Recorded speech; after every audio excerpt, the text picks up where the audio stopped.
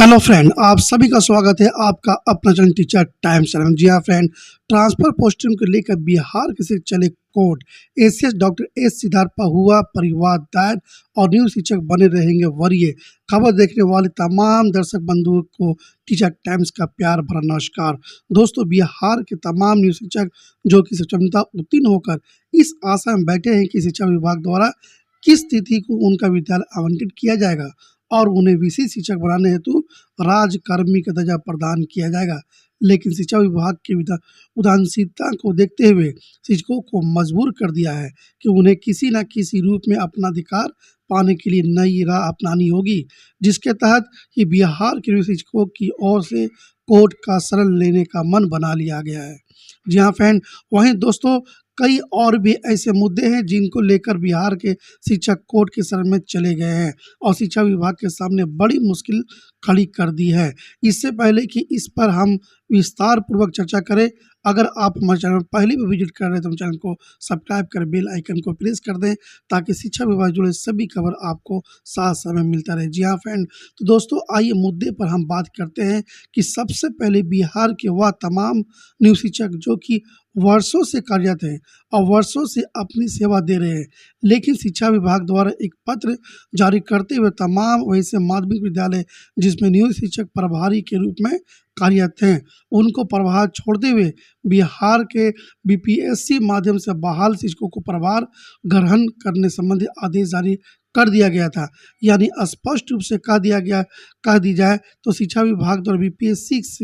के माध्यम से बहाल शिक्षकों को वरीयता दे दी गई थी और न्यू शिक्षकों को कनीय करार दिया गया था, जिस पर बहुत बवाल भी मचा। चारों तरफ से आवाज़ें उठनी शुरू हो गई थी। न्यू शिक्षक ने बवाल भी करा, परंतु शिक्षा विभाग द्वारा इस पर कोई भी संज्ञान नहीं लिया गया, न ही न्यू शिक्षकों के वर्षों की सेवा का ख्याल रखा गया। अंततः न्यू शिक्षकों ने अपने अधिकार को पाने के लिए कोर्ट का शरण ले लिया और कोर्ट से ही शिक्षकों की निश्चित रूप से वरीय रहने के संबंधित न्याय मिलेगा और वे सभी शिक्षक अपने पद पर बने रहेंगे। बातें चले कि फ्रेंड्स कि शिक्षकों द्वारा न्यू शिक्षकों को कनीय करार देने संबंधित एक मुकदमा दायर किया गया है, जिसकी सुनवाई 7 अक्टूबर 2024 को हुआ और 7 अक्टूबर 2024 को क्या हुआ सुनवाई। जी हाँ फ्रेंड, सुनवाई के दौरान माननीय पटना उच्च न्यायालय द्वारा संज्ञान लेते हुए आदेश जारी किया गया कि यह देखना बड़ा ही दिलचस्प होगा। जी हाँ फ्रेंड, क्योंकि दोस्तों अपर मुख्य सचिव डॉक्टर एस सिद्धार्थ के कार्यकाल में पहली बार शिक्षक कोर्ट के शरण में गए हैं और कोर्ट के शरण में जाने के बाद अगर न्यू शिक्षकों को जीत मिल जाती है, न्यू शिक्षकों के वरीय रह जाते हैं, तो निश्चित रूप से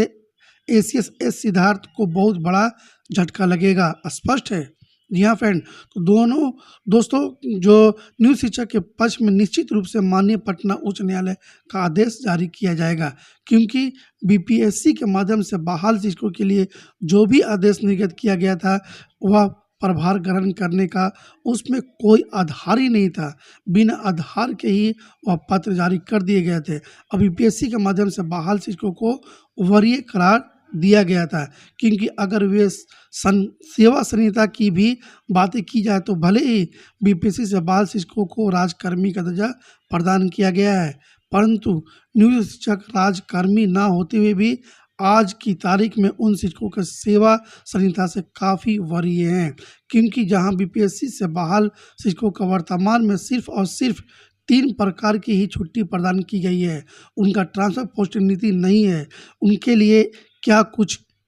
उन्नति का अवसर प्रदान किया जाएगा, इसके लिए कोई ठोस रणनीति नहीं है। वहीं न्यू शिक्षकों के बारे में बातें की जाए तो निश्चित रूप से भले ही स्थानीय निकाय से संबंधित ही नियमावली क्यों ना हो, लेकिन एक ठोस राजनीति के तहत इनका नियमावली तैयार किया गया है, जिसके आधार पर शिक्षकों को वर्तमान में अर्जित अवकाश, चिकित्सा अवकाश, मातृत्व अवकाश, मेडिकल की सुविधा, अध्ययन अवकाश इत्यादि प्रकार के लाभ शिक्षकों को दिए जा रहे हैं, परंतु बीपीएससी के माध्यम से बहाल शिक्षक अभी तक इन तमाम सुविधा से वंचित है। तो कहने का अर्थ यह हुआ दोस्तों कि